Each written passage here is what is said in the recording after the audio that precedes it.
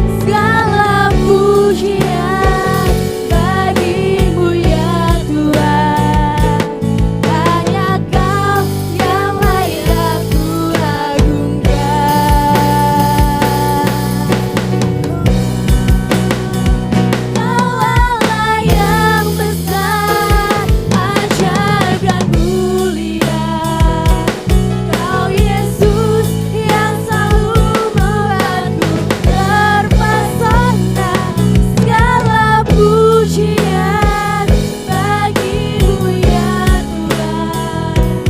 Hanya Kau yang layak ku agungkan. Hanya Kau yang layak, hanya Kau yang layak, hanya Kau yang layak ku agungkan.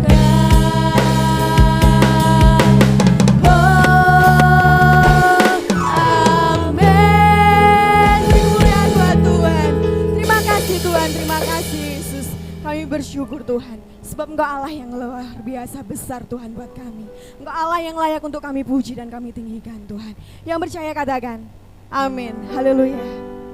Mari Bapak Ibu semuanya kita bangkit berdiri. Kita memberi yang terbaik buat Tuhan hari ini. Sebab Dia Allah Tuhan yang besar. Dia Allah yang luar biasa. Hebat buat kita. Terima kasih Tuhan.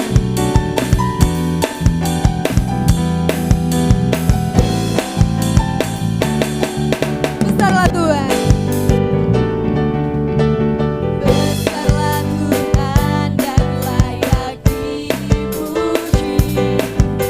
Besarlah namanya, kekalah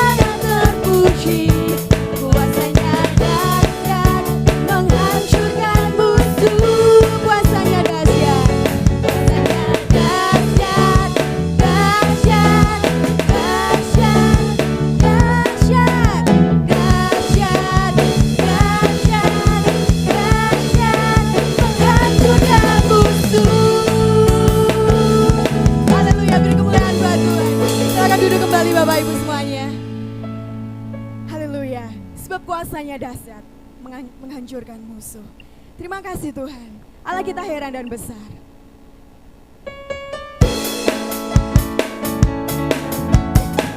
Ya Allah yang heranlah buat kita semuanya. Haleluya. Terima kasih Tuhan. Allah kita heran dan besar. Oh Allah yang heranlah, Allah yang cinta kita semua berkati dengan limpah. Allah yang heranlah, Allah kita heran dan besar. Oh Allah yang heranlah, Allah yang cinta kita semua berkati dengan limpah. Allah yang heranlah, Allah kita heran. Hey, Allah kita heran dan besar. Oh Allah yang heranlah, Allah yang cinta kita semua berkati dengan limpah. Allah yang heranlah, Allah kita heran dan besar. Oh Allah yang heranlah, Allah yang cinta kita semua berkati dengan limpah. Allah yang heranlah, Allah kita heran. Hey, Allah kita heran.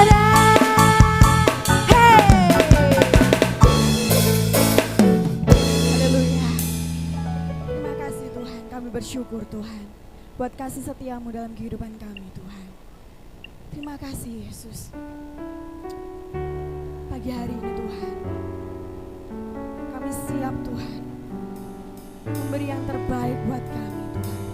Karena kami percaya Tuhan, kalau kami hidup saat ini Tuhan, semuanya karena anugerah-Mu Tuhan. Ku hidup karena percaya Kau yang berjanji setia. Ya Bapa, berharapanku selalu ada di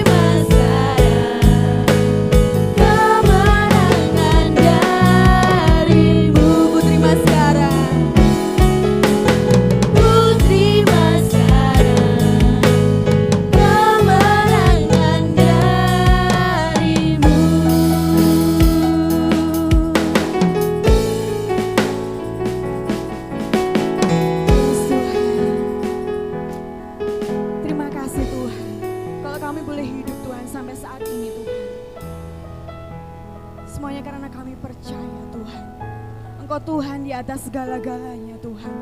Kasih-Mu melebihi segala-galanya dalam kehidupan kami Tuhan. Terima kasih Tuhan buat pagi ini, buat hari-hari baru Tuhan yang sudah Engkau sediakan buat kami Tuhan, untuk kami nikmati Tuhan. Terima kasih buat kebaikan-Mu Tuhan. Engkau sungguh luar biasa besar dan baik Tuhan buat kami. Terima kasih Bapa. Segala pujian kami Tuhan telah kami naikkan Tuhan. Kiranya pujian penyembahan kami ini Tuhan boleh menjadi dupa yang harum dan menyukakan hati Tuhan. Dan tiba saatnya Tuhan, kami akan mendengarkan firman-Mu Tuhan. Kau mengurapi hamba-Mu Tuhan. Biarlah urapan dari surga turun ke atas hamba-Mu Tuhan. Sehingga apa yang disampaikannya Tuhan pada pagi hari ini Tuhan, boleh kami mengerti Tuhan, termeterai dalam setiap hati kami Tuhan. Dan kami boleh menjadi pelaku-pelaku akan firman-Mu Tuhan. Terima kasih Tuhan, terima kasih Yesus. Kami siap menyambut firman-Mu Tuhan. Yang percaya katakan, amin.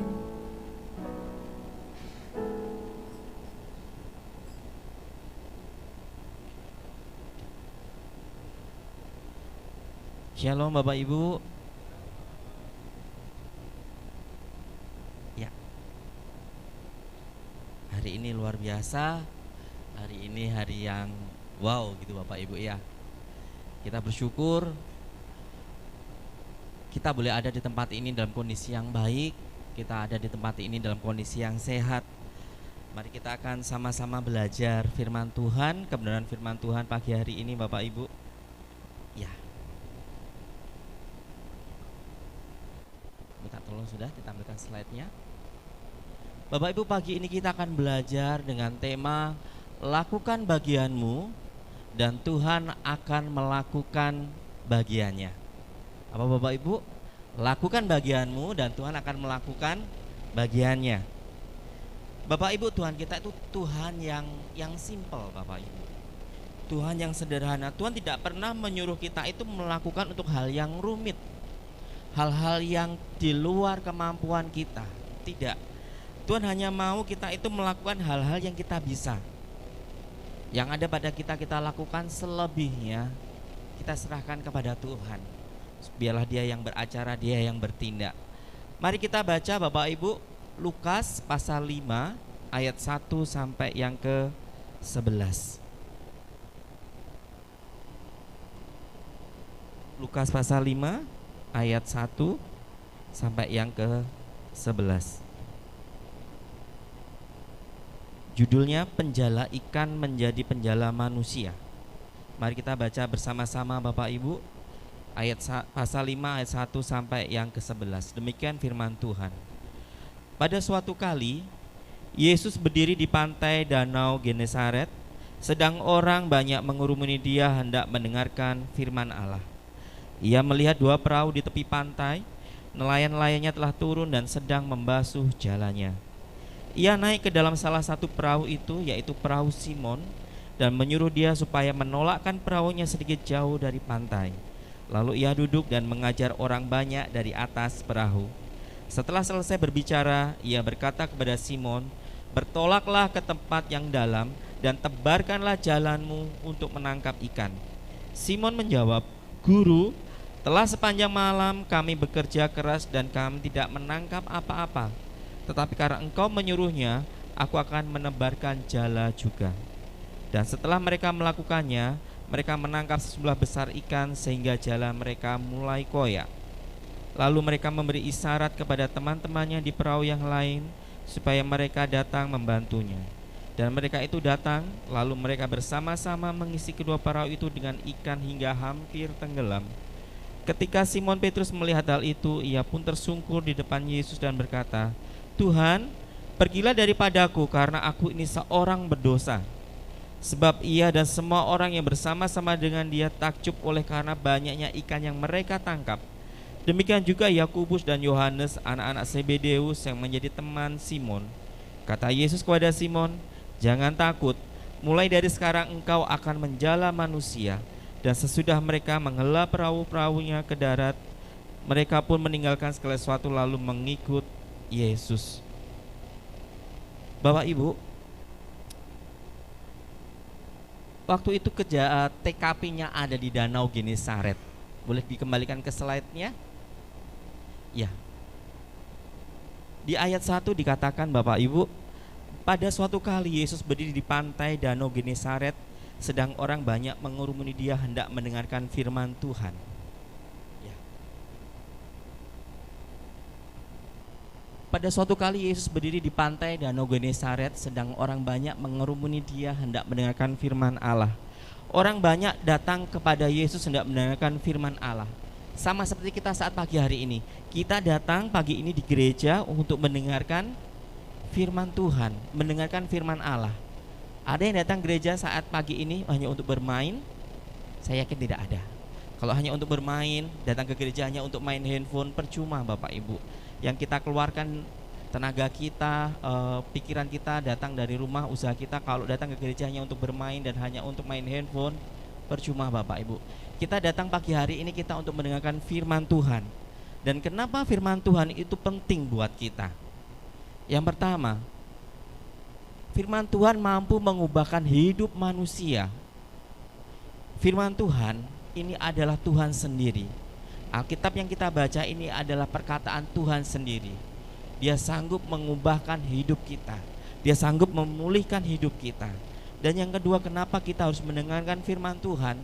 Karena Bapak Ibu, firman Tuhan itu mampu mengerjakan perkara yang ajaib dalam hidup kita. Oleh karenanya jangan kita meremehkan firman Tuhan. Siapapun yang menyampaikan, siapapun yang menjelaskan firman Tuhan, siapapun dia, bagaimanapun latar belakangnya, kita harus mendengarkan firman itu dengan sungguh-sungguh, dengan serius, karena dari situ kita bisa mendapatkan sesuatu pesan Bapak Ibu. Siapapun yang menyampaikannya, tidak peduli dia siapa yang berdiri di atas mimbar, siapa yang menyampaikan kebenaran firman Tuhan, dengarkan. Maka kita akan mendapatkan sesuatu yang berbeda Bapak Ibu. Mungkin kalau nasihat manusia hanya mampu memberikan solusi menurut cara-cara manusia. Seberapa sering Bapak Ibu di tempat ini kalau ada masalah curhat sama temannya, curhat sama tetangganya, curhat sama orang lain, bukan jalan keluar yang didapat, tapi malah jadi bahan omongan. Yang didapat hanya malah jadi bahan untuk digosipin Bapak Ibu. Oleh karenanya, kalau kita dalam masalah, mari kita mencari cara Tuhan. Kita mendengar firman Tuhan, maka di situ akan ada solusi yang kita dapatkan Bapak Ibu dari masalah yang kita ada dalam hidup ini. Ayat yang kedua Bapak Ibu. Di ayat yang kedua ini Bapak Ibu, Lukas 5 ayat 2, ia melihat dua perahu di tepi pantai. Nelayan-nelayannya telah turun dan sedang membasuh jalannya. Bapak Ibu pernah melihat perkampungan nelayan? Daerah kita di sini memang jauh dari pantai ya. Tapi setidaknya mungkin kita pernah melihat di TV bagaimana kehidupan nelayan. Bagaimana kalau nelayan itu pulang dari melaut, setelah merapat, pertama kali apa yang dikerjakan Bapak Ibu? Mungkin ada di benak Bapak Ibu bayang-bayangnya. Setelah dia merapat, dia mendapatkan ikan, dia merapat, apa yang dilakukan pertama kali? Ada yang tahu Bapak Ibu? Walaupun kita bukan nelayan, tapi setidaknya kita pernah nonton. Yang pertama kali dilakukan saat melaut, biasanya mereka membereskan ikan tangkapannya. Mereka membereskan Bapak Ibu yang diperoleh selama semalaman melaut itu, membereskan tangkapannya, di-packing, dirapikan, pokoknya cepat-cepat, karena kalau tidak ikan itu akan membusuk. Cepat-cepat mungkin dimasukkan ke box, dirapikan, kemudian dibawa ke tempat pelelangan ikan, buru-buru. Nah setelah selesai semuanya, baru kembali, kemudian dirapikan, baru merapikan jalannya, merapikan peralatannya untuk melaut. Nah, tetapi Bapak Ibu, yang dialami Simon Petrus ini berbeda. Ia, Tuhan, melihat dua perahu di tepi pantai. Nelayan-nelayannya telah turun dan sedang membasuh jalannya. Artinya Bapak Ibu, nelayan ini baru datang, dia langsung merapikan jalannya. Dia langsung membereskan alat-alatnya. Kesimpulannya apa? Dia tidak dapat ikan. dia tidak mendapatkan apa yang dia cari, karena dia langsung membereskan jalannya. Dia tidak mendapatkan ikan, artinya dia tidak mendapatkan uang hari itu. Dia nggak mendapatkan apa-apa. Pernahkah Bapak Ibu datang ke sebuah toko atau ke sebuah department store, masuk ke toko itu, pelayannya hanya merapikan dagangannya, hanya bersih-bersih, hanya beres-beres? Pernah Bapak Ibu? Artinya kalau Bapak Ibu datang ke toko dan pelayannya hanya beres-beres, berarti toko itu sepi. Toko itu tidak laku. Nah, saat Yesus datang di danau Genesaret, Bapak Ibu, saya yakin di situ danau itu kita jangan pikirkan seperti di Sarangan ya. Danau Genesaret itu sangat luas Bapak Ibu.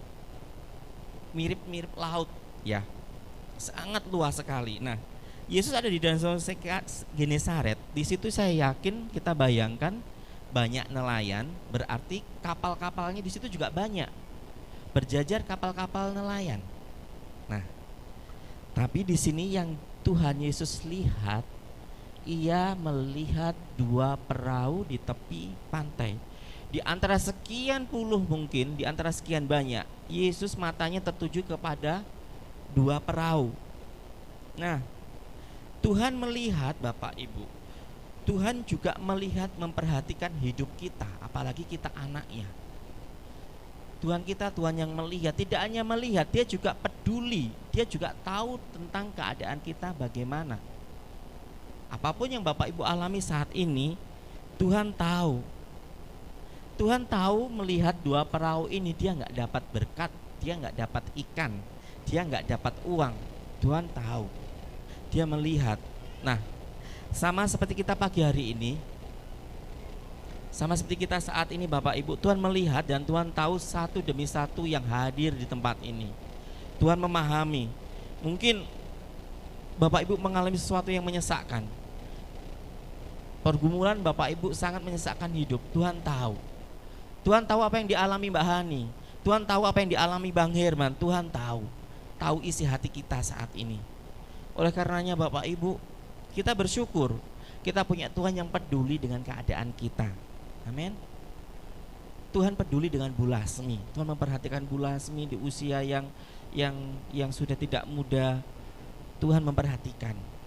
Tuhan melihat dari surga bagaimana keadaan kita saat ini Bapak Ibu.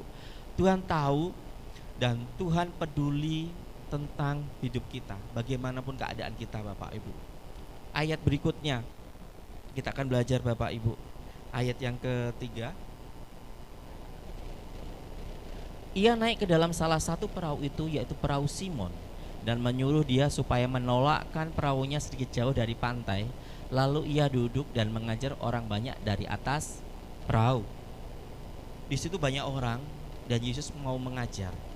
Kalau posisinya dekat, tentunya Tuhan Yesus suaranya tidak bisa didengar oleh yang seberang-seberang gitu ya, yang di pinggir-pinggir. Makanya dia minta, Simon, aku pinjam perahumu, tolong antar aku agak ke tengah sedikit supaya dia bisa berbicara, supaya aku bisa berbicara kepada orang banyak.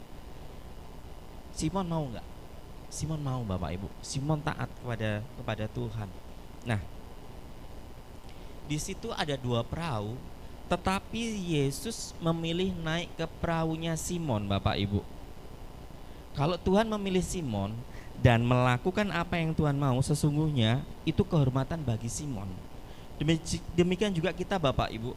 Kalau Tuhan datang kepada saudara, memilih saudara untuk melakukan sesuatu, itu merupakan suatu kehormatan. Mungkin Bapak Ibu, Tuhan bisa memilih orang lain, tapi kenapa dia memilih kita? Itu merupakan suatu kehormatan. Tuhan memilih kita untuk menjadi pelayan-pelayannya di tempat ini. Tuhan memilih kita untuk menjadi alatnya. Itu suatu kehormatan loh buat kita. Itu suatu penghargaan buat kita Bapak Ibu. Tuhan bisa memilih yang lain. Atau mungkin pernah tidak Bapak Ibu ya, datang ke suatu tempat, suatu tempat gitu, ke suatu toko, tiba-tiba di mana saja bisa datang di gereja, tiba-tiba Bapak Ibu digerakkan hatinya untuk memberikan sesuatu pada orang lain, untuk memberkati orang lain. Mungkin Bapak Ibu pernah, atau mungkin tiba-tiba di situ ada seseorang yang sepertinya aku mau ngasih uang ke dia gitu. Pernah ya Bapak Ibu ya?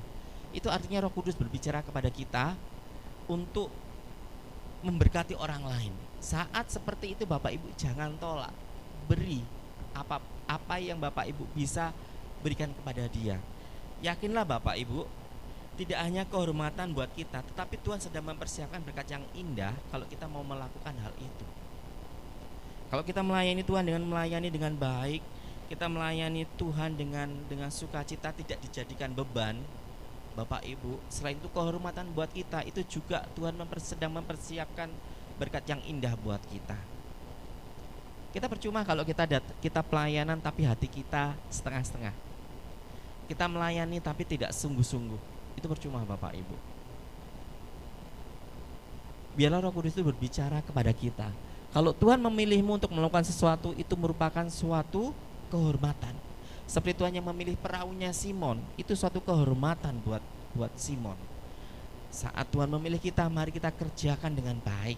Kita kerjakan dengan serius, kita kerjakan dengan kesungguhan hati. Maka di situ akan ada suatu pertolongan Tuhan yang Tuhan lakukan buat kita. Yuk berikutnya kita belajar di ayat yang keempat. Saya tidak akan lepas dari pasal ini Bapak Ibu. Ayat yang keempat, jangan batasi kuasa Tuhan. Lukas 5 ayat keempat. Setelah selesai berbicara, ia berkata kepada Simon, bertolaklah ke tempat yang dalam dan tebarkanlah jalamu untuk menangkap ikan. Ceritanya setelah Yesus selesai mengajar, Yesus tuh ngomong sama Simon, ayo bertolak ke tempat yang lebih dalam. Bertolak ke tempat yang lebih dalam, maka di situ akan ada berkat yang luar biasa buat kamu. Mungkin Yesus ngomong seperti itu Bapak Ibu. Ketika Tuhan memilih Simon Bapak Ibu, bukan hanya kehormatan sekali lagi, tetapi Tuhan sedang mempersiapkan hal besar buat Simon. Bertolaklah ke tempat yang lebih dalam. Kenapa Bapak Ibu bertolaklah ke tempat yang lebih dalam? Karena di situ ikannya besar-besar. Kalau kita memancing di tempat yang di tepi-tepi gitu, biasanya hanya ikan-ikan karang, ikan-ikan yang kecil-kecil, bukan ikan yang seperti ikan ikan merlin, ikan tongkol gitu yang gede-gede gitu Bapak Ibu ya. Mungkin kalau di pinggir itu hanya ikan-ikan kecil. Oleh karenanya Yesus menyuruh Simon untuk bertolak ke tempat yang lebih dalam Bapak Ibu. Sesungguhnya Tuhan juga ingin memberkati kita dengan berkat yang besar. Di tempat yang lebih dalam sekali lagi berkatnya besar. Tapi ingat, di tempat yang lebih dalam juga tantangannya yang kita hadapi juga besar. Di tengah laut badainya juga lebih besar. Di tengah laut gelombangnya juga lebih besar. Tetapi itu yang Tuhan mau, kita untuk bertolak ke tempat lebih dalam. Jangan kita berkecil hati, sekalipun tantangannya besar Bapak Ibu. Dia itu Allah Immanuel. Dia Allah yang menyertai kita. Dia tidak pernah tinggalkan kita Bapak Ibu. Amin. Apapun kondisi kita, dia tidak pernah meninggalkan kita. Nah, Tuhan rindu memberkati kita dengan berkat yang lebih besar lagi. Sekarang tinggal kita, mau nggak kita bertolak ke tempat yang lebih dalam, sekalipun di situ tantangannya luar biasa lebih besar Bapak Ibu. Mari kita buka di dalam Efesus. Efesus pasal yang ketiga ayat yang ke-20. Efesus pasal 3 ayat yang ke-20. Boleh ditampilkan di depan. Efesus pasal 3 ayat 20.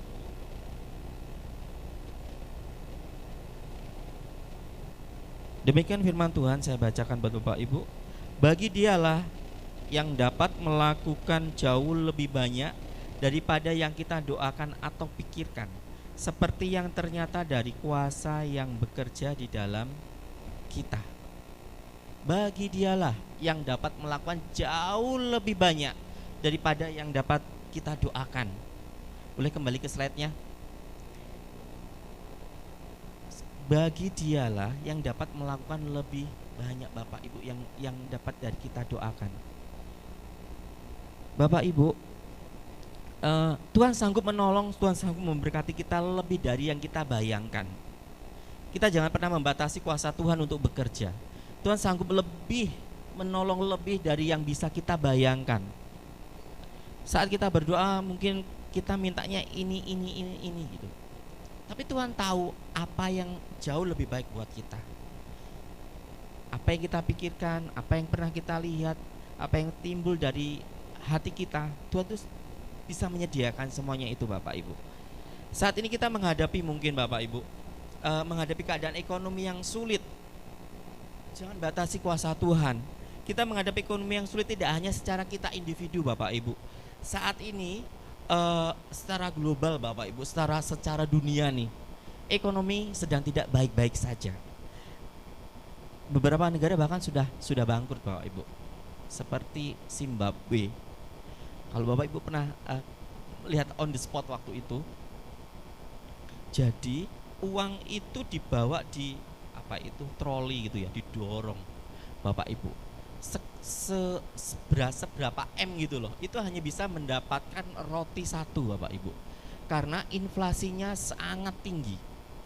Inflasi itu gini Bapak Ibu, zaman dulu saya kecil beli tempe di belakang nasi pecel itu satu itu 100 Bapak Ibu, 100 perak dapat satu tempe. Sekarang kalau ke belakang beli tempe 1.000, tempenya satu tapi uang yang dikeluarkan lebih banyak. Itu artinya kena inflasi Bapak Ibu. Nah, bahkan tahun 2023 Bapak Ibu, kalau saya Om Sandy yang kerja di bank itu tiap pagi namanya ada update market, kondisi setiap hari, bagaimana keadaannya itu dibahas, bagaimana keadaan ekonomi dunia itu dibahas Bapak Ibu. Perang antara Rusia dan Ukraina itu tidak akan cepat selesai. Kenapa? Rusia berperang, tapi Rusia setiap hari satu hari itu mendapatkan keuntungan itu 1 triliun Bapak Ibu. Perang tapi untung ya baru kali ini. Makanya Rusia bagaimanapun caranya tetap perang dia Bapak Ibu, supaya dia dapat lebih untung. Nah, tahun 2023 diperkirakan terjadi resesi hampir di seluruh negara di dunia. Mungkin Bu Lasmi tanya, resesi itu apa Thomas gitu kan ya. Bapak Ibu, resesi itu Bapak Ibu kondisi di mana keadaan ekonomi suatu negara itu memburuk. Terlihat dari penganggurannya meningkat, penganggurannya semakin banyak, kemudian pertumbuhan ekonominya nggak naik tapi turun negara itu. Kemudian, nah, harga kebutuhan meningkat tajam tapi daya beli melemah Bapak Ibu. Dan ini memang sudah ditulis dalam Alkitab bahwa di akhir zaman akan ada bencana, akan terjadi perang bangsa melawan bangsa, akan terjadi ekonomi yang pergolakan ekonomi yang jelek gitu Bapak Ibu. Nah, Bapak Ibu, tapi Bapak Ibu jangan berkecil hati. Kita nggak usah takut. Saya mau kasih tahu Bapak Ibu, memang ekonomi dunia sedang tidak baik-baik saja. Tidak hanya ekonomi secara pribadi, tapi dunia itu sedang tidak baik-baik saja. Tapi Bapak Ibu, ekonomi saudara, berkat saudara tidak tergantung dari situasi ekonomi dunia. Amin. Sekali lagi saya ulangi, ekonomi saudara, berkat saudara, keuangan saudara bukan berdasarkan dari keadaan situasi ekonomi dunia saat ini. Memang Bapak Ibu, saudara saat ini ada di dunia. Saudara ada tinggal di dunia ini. Tapi Bapak Ibu, kita ini bukan berasal dari dunia, tapi kita berasal dari mana? Dari surga. Kita warga negara kerajaan surga. Jadi Bapak Ibu, berkat kita itu datangnya dari surga. Ilustrasinya seperti ini. Bapak Ibu tahu mungkin tentang pekerjaan sebagai duta besar ya. Duta besar suatu negara, dia mewakili, dia sebagai perwakilan negara. Misalnya Duta Besar Indonesia ditempatkan di Belanda, berarti dia mewakili negara Indonesia untuk mengurusi yang ada di Belanda sana. Seperti kita, ini kita duta besar Bapak Ibu. Nah, duta besar itu penghasilannya, pendapatannya tidak berdasarkan negara di mana dia ditugaskan. Tapi penghasilan pendapatan duta besar itu berasal tergantung dari negara yang menugaskan. Maksud pahamnya Bapak Ibu, misalnya duta besar Amerika, sekalipun dia ditempatkan di negara miskin, duta besar Amerika mungkin ditempatkan atau duta besar Indonesia ditempatkan di negara miskin, gajinya duta besar ini tidak berdasarkan negara miskin itu, tapi berdasarkan negaranya. Kalau Amerika ya berdasarkan standarnya gaji di Amerika. Demikian juga kita. Sekalipun kita tinggal di dunia ini, karena kita ini berasal dari surga, berkat kita berasal juga dari surga. Yakinlah Tuhan memelihara kita. Ada yang hari ini nggak makan, maksudnya tidak makan secara karena tidak ada nasi gitu. Saya juga belum makan, teman, bukan karena nggak ada nasi, tapi karena belum sempat. Maksud saya tidak makan karena benar-benar kelaparan, nggak ada beras di rumah. Saya yakin apapun kondisi kita tetap pelihara, kita tetap makan kok ya. Percayalah Bapak Ibu, burung di udara pun Tuhan pelihara. Masakan kita anaknya tidak dipelihara? Saya dan saudara adalah wakilnya Tuhan, warga surga. Maka berkat kita itu tidak tergantung dari situasi dunia ini. Berkat kita tergantung dari surga, tergantung dari Tuhan. Bapak Ibu, kita nggak usah takut. Yuk berikutnya, ayat ke-5 sampai yang ke-7 saya bacakan Bapak Ibu. Lukas 5 ayat 5 sampai ke-7, demikian firman Tuhan. Simon menjawab, "Guru, telah sepanjang malam kami bekerja keras dan kami tidak menangkap apa-apa. Tetapi karena Engkau menyuruhnya, aku akan menebarkan jala juga." Dan setelah mereka melakukannya, mereka menangkap sejumlah besar ikan sehingga jala mereka mulai koyak. Lalu mereka memberi isyarat kepada teman-temannya di perahu yang lain supaya mereka datang membantunya. Dan mereka itu datang. Lalu mereka bersama-sama mengisi kedua perahu itu dengan ikan hingga hampir tenggelam. Yang mungkin yang saya bahasakan tuh gini Bapak, kalau bahasa sehari-hari, "Guru, aku ini nelayan sudah puluhan tahun. Aku sampai hafal pojok-pojoknya Danau Genesaret itu seperti apa. Kok guru malah nyuruh saya?" Guru kan pekerjaannya hanya apa? Yesus itu anaknya siapa Bapak? Yusuf. Yusuf itu tukang kayu. Dan pengetahuan Yesus itu secara manusia nih, dia bekerjanya sebagai tukang kayu. Lah ini kok ngajari nelayan untuk bertolak ke tempat yang lebih dalam. Mungkin sebagai Simon itu kalau mungkin keakuannya itu muncul, "Siapa sih kamu guru? Aku ini nelayan udah puluhan tahun loh. Kamu ini cuma tukang kayu. Kamu lebih masalah ikan lebih jago saya gitu. Semalaman saya sudah menjala tapi nggak dapat ikan sama sekali. Masa kok ini suruh balik lagi? Apa ini namanya nggak pemborosan?" Itu mungkin kalau Simon orangnya egonya tinggi. Tapi Simon taat Bapak Ibu. Simon taat. "Guru, telah sepanjang malam kami bekerja keras dan kami tidak menangkap apa-apa. Tetapi karena Engkau menyuruhnya, aku akan menebarkan jala juga." Ya sudah deh. Karena Engkau seorang guru, saya itu sungkan, saya manut, saya taat. Ya sudah, saya tak melaut lagi sama guru. Nah, Simon dan temannya nggak berharap banyak sebenarnya waktu itu. Seperti saudara, mungkin kita nggak berharap banyak ketika situasinya sedang nggak baik. Ketika zaman tidak baik, hidup penuh tekanan, sepertinya nggak ada harapan. Namun percayalah Bapak Ibu, saat kita taat kepada Tuhan dan berharap kepada Dia, maka akan terjadi mujizat atas hidup kita. Kita turunkan ego kita turunkan kemampuan kita. "Tuhan, aku nggak sanggup, aku nggak bisa berjalan tanpa Engkau sertai." Kita berserah, kita taat kepada Tuhan, maka di situ akan terjadi mujizat. Lakukan hal-hal yang praktis, lakukan hal-hal yang kita bisa. Selebihnya Bapak Ibu serahkan kepada Tuhan. Dia akan mengerjakan hal-hal yang ajaib atas hidup kita. Dia akan mengerjakan hal-hal yang luar biasa atas hidup kita Bapak Ibu. Saya bekerja di bagian bisnis, ya. Seperti Om Sandy kita sama, cuman beda cabang. Saya sangat sering mengalami hari ini harus kemana, hari ini harus menawarkan siapa. Bahkan untuk berjalan di bulan ini, bulan Oktober, nggak tahu ini gambarannya ini mau kemana gitu, nggak tahu Bapak Ibu. Waktu hari Jumat ingat saya waktu saya cuti itu Bapak Ibu, tiba-tiba ada yang telepon saya waktu saya lagi nyetir gitu.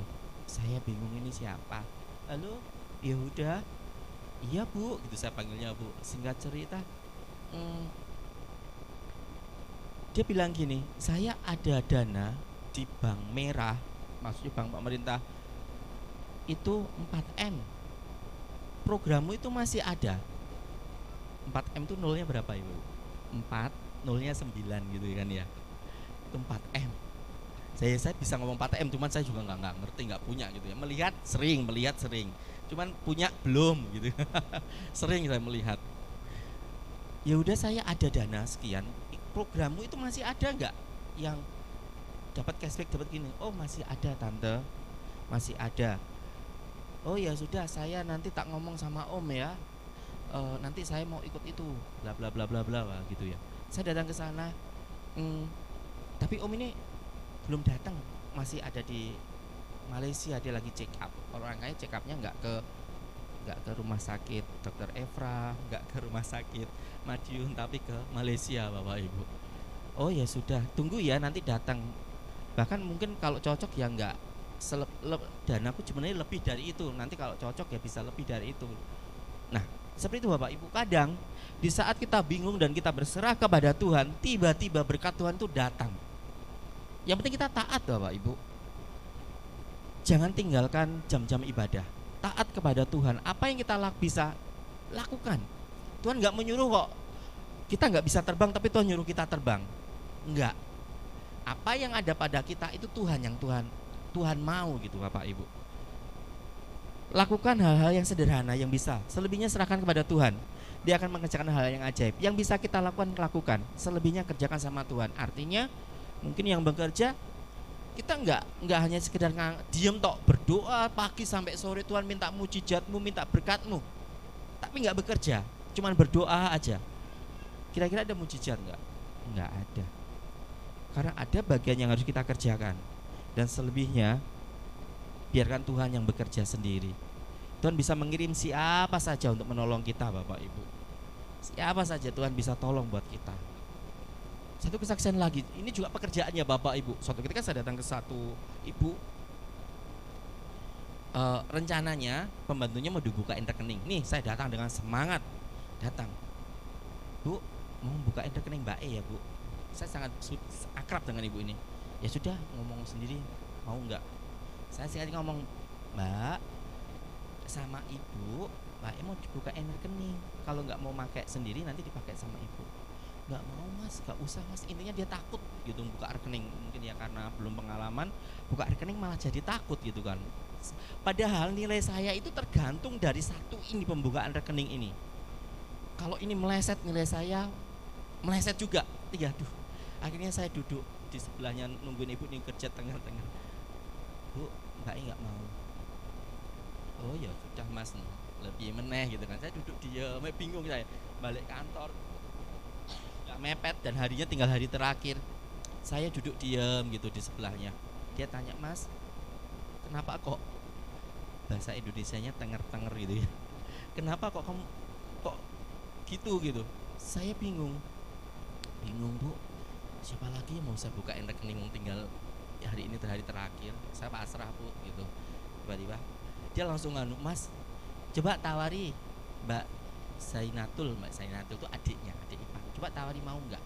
Bilang aja buka rekening untuk ikut asuransi gitu. Dek. Tahu maksudnya Bapak Ibu? Jadi sekali pukul saya dapat dua. Satu pembukaan rekening, satu dia mau diikutkan asuransi, dibayari.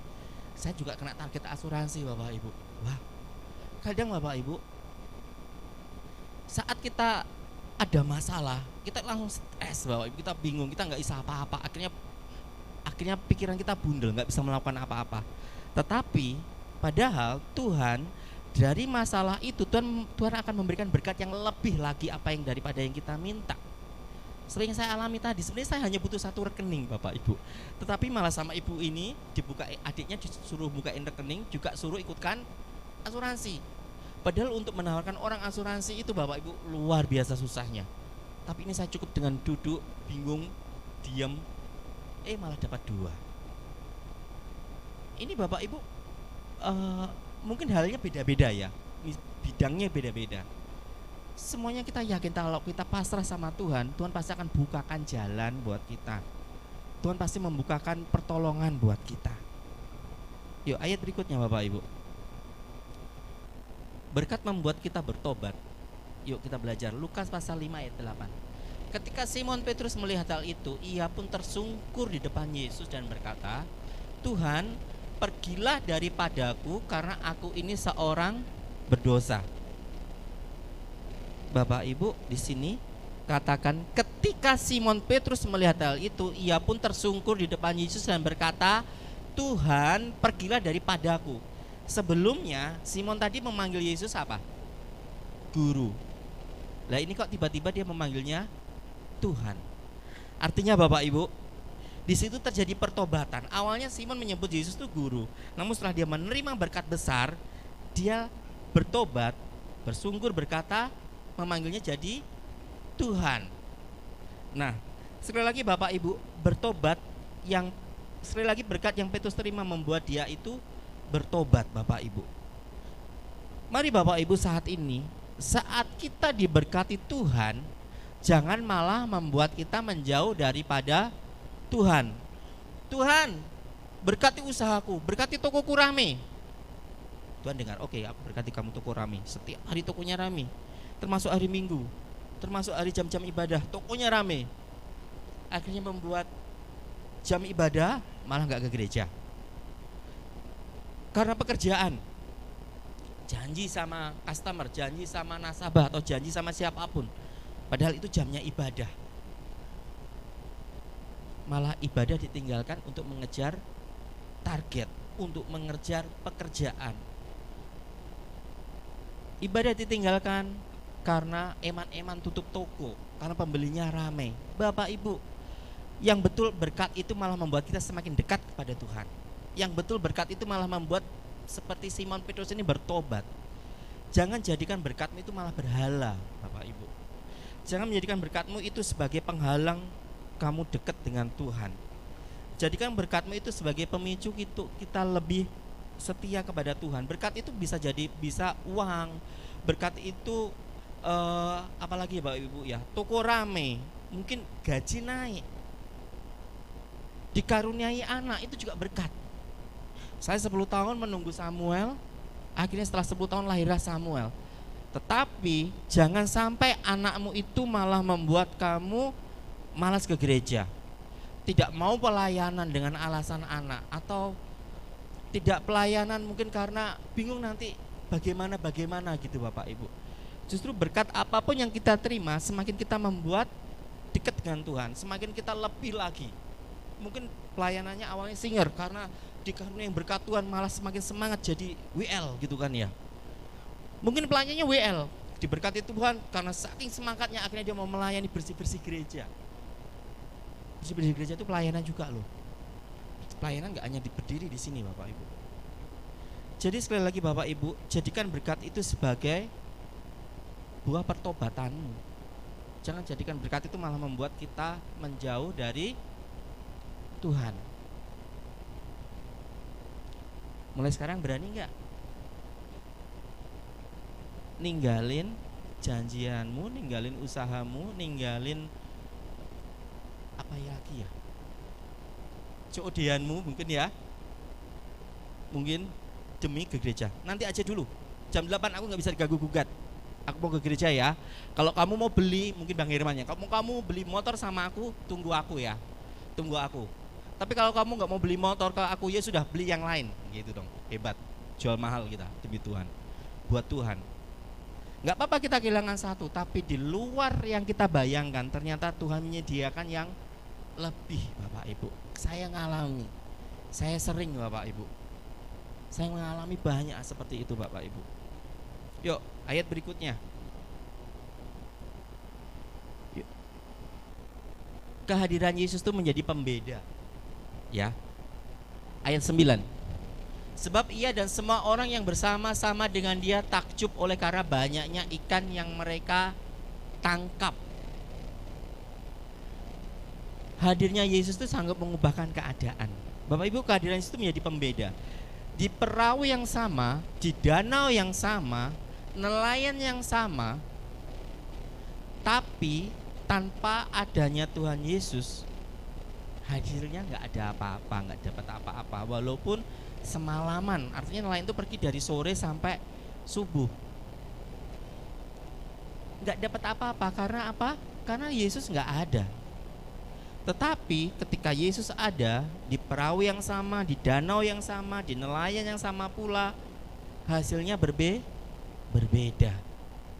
Nah, setelah Yesus hadir terjadi mujizat, terjadi hujan berkat. Seperti ini Petrus, Bapak Ibu, ketika Yesus datang, hasilnya luar biasa. Dia menangkap ikan yang luar biasa sampai mau tenggelam. Mari kita undang Yesus untuk hadir dalam hidup kita. Petrus mengizinkan Yesus untuk memakai perahunya untuk mengajar banyak orang, Bapak Ibu. Selesai mengajar, akhirnya selesai nih memakai perahunya, Yesus mengembalikan perahu kepada Petrus dengan penuh ikan-ikan yang besar. Petrus melakukan apa yang dia bisa, yaitu meminjamkan perahunya.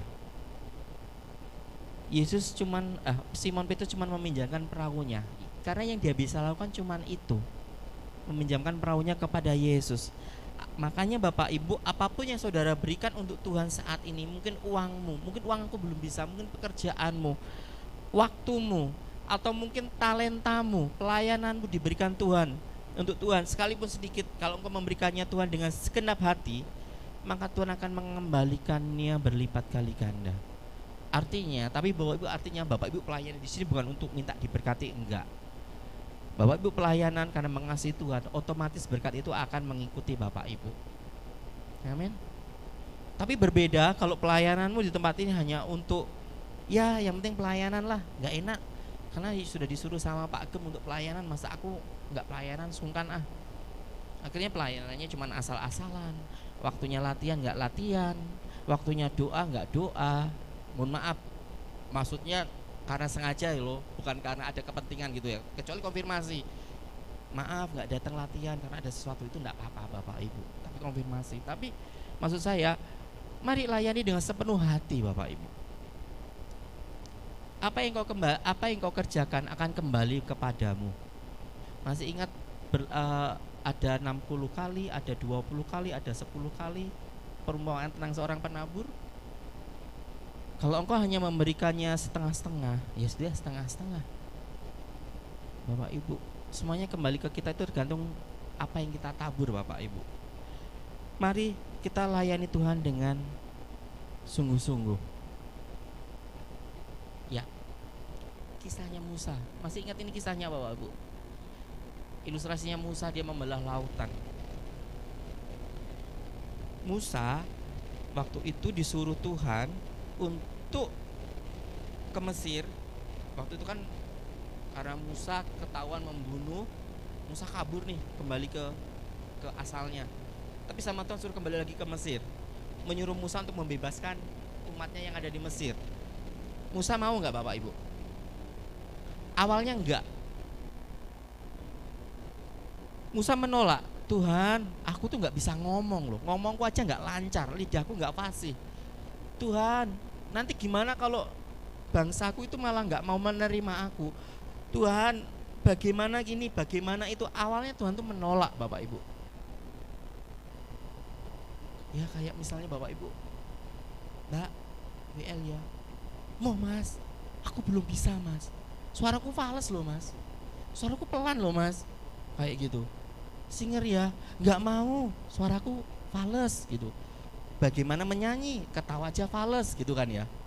Seperti Musa, dia menolak dengan berbagai macam alasan, dengan berbagai macam alasan, pokoknya dia menolak. Tapi apa yang dikatakan Tuhan? Musa, apa yang ada padamu? Yuk kita baca ayatnya ya. Ini ayat terakhir Bapak Ibu, Keluaran 4 ayat 1 sampai ke 4. Lalu sahut Musa,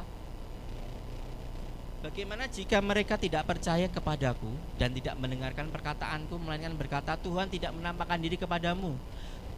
Ini alasan Musa menolak. Tuhan berfirman kepadanya, apakah yang di tanganmu itu? Jawab Musa, tongkat. Waktu itu Musa hanya punya tongkat. Tuhan gak meminta macam-macam. Tuhan meminta apa yang ada padamu. Apa yang ada padamu itu persembahkan buat Tuhan. Apa yang ada padamu persembahkan buat Tuhan. Kalau yang ada padamu suaramu masih fales, nggak apa-apa, berikan kepada Tuhan. Sambil belajar suaramu akan lebih baik lagi. Aku masih malu, nggak apa-apa. Paksa dirimu supaya ada perubahan, Bapak Ibu. Yuk, berikutnya ayat yang ketiga dan keempat. Firman Tuhan, lemparkanlah itu ke tanah, dan ketika dilemparkannya ke tanah maka tongkat itu menjadi ular, sehingga Musa lari meninggalkannya. Tetapi firman Tuhan kepada Musa, ulurkanlah tanganmu dan peganglah ekornya. Musa mengulurkan tangannya, ditangkapnya ular itu lalu menjadi tongkat di tangannya.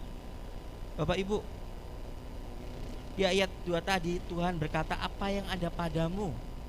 Kemudian ayat 3 Musa menjawab tongkat. Tongkat itu berubah menjadi ular, Bapak Ibu. Sesuatu terjadi, mujizat terjadi ketika apa yang ada pada kita serahkan kepada Tuhan. Apapun dia kemampuan Bapak Ibu, berikan kepada Tuhan. Tuhan sanggup mengubahkannya. Air Tuhan ubah menjadi anggur. Tongkat Tuhan sanggup ubahkan menjadi ular. Suaramu yang fals Tuhan sanggup mengubahkan menjadi Krisdayanti suaranya, Bapak Ibu. Ya, enggak apa-apa, berikan yang terbaik buat Tuhan. Apa yang ada padamu berikan kepada Tuhan. Jangan apa yang ada padamu malah menjadi penghalang engkau untuk melayani Tuhan. Tuhan tidak membutuhkan orang yang sempurna. Tuhan hanya membutuhkan orang yang tidak sempurna untuk disempurnakan, Bapak Ibu. Nah, ayat keempat nih yang menarik. Tetapi firman Tuhan kepada Musa, ulurkanlah tanganmu dan peganglah ekornya. Bapak Ibu pernah lihat Panji petualang itu ya? Dia kan suka sama binatang-binatang, dan dia punya piaraan ular. Ularnya namanya apa ya? Lupa, ular kobra, king kobra. Kalau menangkap ular yang betul itu apanya dulu, Bapak Ibu? Yakin buntutnya? Bisa bayangkan, Bapak Ibu nangkap buntutnya, kepalanya berbalik ke kita, gigit kita. Secara yang betul, yang menangkap ular itu kepalanya pelan-pelan pakai garpu kepalanya dipegang dulu. Iya. Pernah Bapak Ibu ada anjing ditarik ekornya, yang terjadi apa? Gigit. Ular dipegang ekornya, yang terjadi gigit, Bapak Ibu. Tapi ini kenapa Tuhan malah menyuruh Musa pegang ekornya? Tuhan pengen Musa celaka? Kadang Bapak Ibu kalau kita membaca ayat tuh, saya baru yuk semalam ketika belajar ini, mempersiapkan ini. Iya ya. Saya sering baca kisah ini sejak kecil itu, sejak sekolah minggu itu puluhan kali, tetapi baru ulurkanlah tanganmu dan peganglah ekornya, Bapak Ibu. Apa Tuhan pengen Musa bunuh diri? Enggak. Ada maksud Tuhan di setiap ayat firman Tuhan, Bapak Ibu. Pertanyaannya yaitu, Bapak Ibu, kenapa Tuhan suruh Musa menangkap ekornya? Ya sudah deh Musa, urusanmu ekor, urusan kepala aku, begitu kata Tuhan. Aku yang handle kepalanya, kamu handle ekornya aja. Kamu kerjakan yang kamu bisa aja deh. Ekornya kan lebih dekat gitu, ekornya gitu kan ya. Tapi bersama Tuhan, walaupun dipegang ekornya, ularnya nunduk, patuh.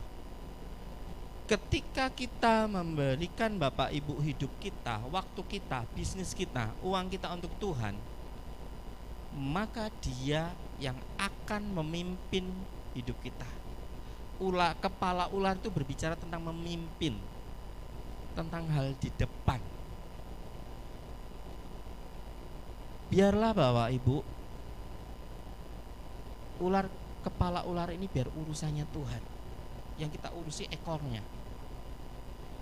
Kalau kita menyerahkan semuanya hidup kita untuk Tuhan, maka Tuhan akan memberikan segala sesuatunya yang terbaik buat kita. Yang susah-susah jadi bagiannya Tuhan, mungkin gitu. Yang nggak bisa kita lakukan jadi bagiannya Tuhan. Yang bisa kita lakukan ya kita kerjakan. Amin. Mari Bapak Ibu, apapun yang Bapak Ibu punya, kerjakan dengan baik. Bapak Ibu dipercaya sebagai pelayan mimbar di tempat ini, kerjakan dengan baik, dengan kesungguhan hati, dengan disiplin, dengan tanggung jawab. Jangan meremehkan pekerjaan Tuhan di tempat ini, apapun bidangnya. Jangan remehkan, mulai dari belakang multimedia, mulai dari bersih-bersih gereja, jadwal piket gereja ada, mulai dari pemain musik, singer WL, kerjakan. Kerjakan dengan baik. Saya yakin Bapak Ibu, kalau kita setia dalam perkara kecil, maka Tuhan akan memberikan hal yang lebih besar lagi. Kalau kita setia dengan pekerjaan kita, sekecil apapun pekerjaan kita, mungkin kita di toko hanya sementara masih jadi, mungkin jadi SPG, atau kita hanya atau menjadi apalah, bagian terkecil dari toko itu. Lakukan dengan serius, lakukan dengan baik. Tidak hanya pekerjaan yang Tuhan sanggup berikan, tapi juga jabatan juga sanggup Tuhan berikan. Amin. Tuhan kita Tuhan yang penuh kasih. Sama dengan pemain musik, Tuhan kita penuh dengan kebaikan Tuhan. Ya Bapak Ibu, percayalah, Yesus itu ada buat kita. Yesus mampu mengerjakan hal-hal yang susah, hal-hal yang tidak bisa kita lakukan, Tuhan sanggup lakukan. Luar biasa. Kami percaya Engkau Tuhan. Kami percaya Engkau. Yesusku mampu melakukan segala sesuatu. Terima kasih.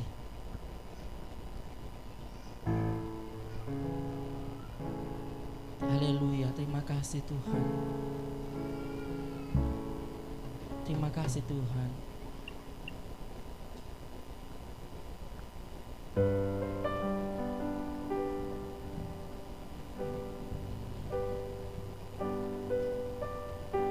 Terima kasih Tuhan. Aku tahu Yesusku mampu melakukan semuanya. Terima kasih Yesus. Terima kasih Tuhan. Yesus, kami mampu melakukan segala perkara.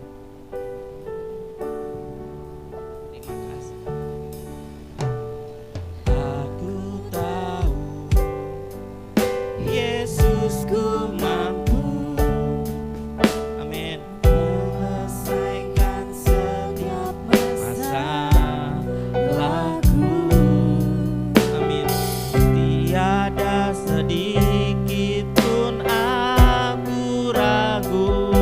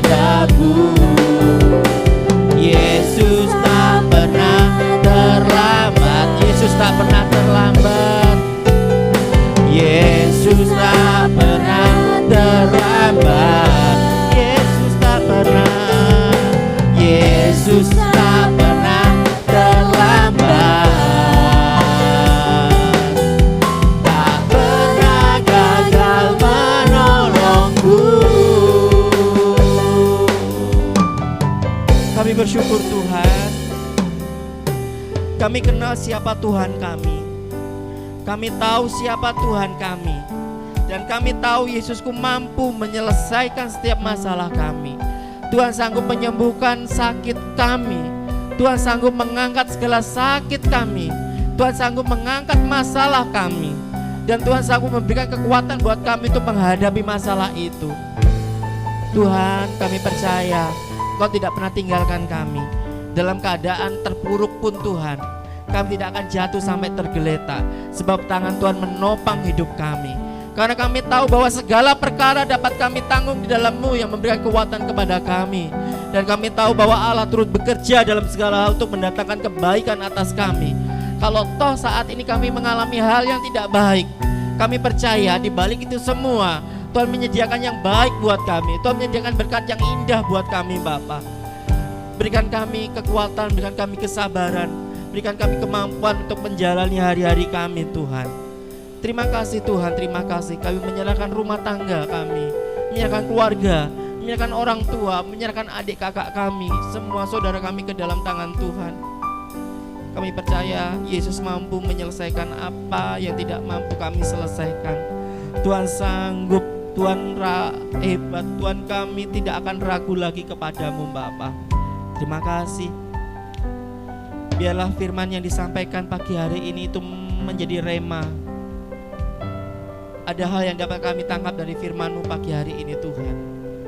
Dan firman menjadi kekuatan, menjadi suatu hal yang membukakan hal baru buat kami. Terima kasih Tuhan, terima kasih. Biar damai sejahtera Tuhan yang melampaui segala akal itu melingkupi kami saat pagi hari ini. Terima kasih Tuhan, terima kasih. Kami bersyukur. Di dalam nama Tuhan Yesus kami sudah berdoa. Haleluya. Amin. Silakan duduk, saya serahkan ke Bapak Gembala.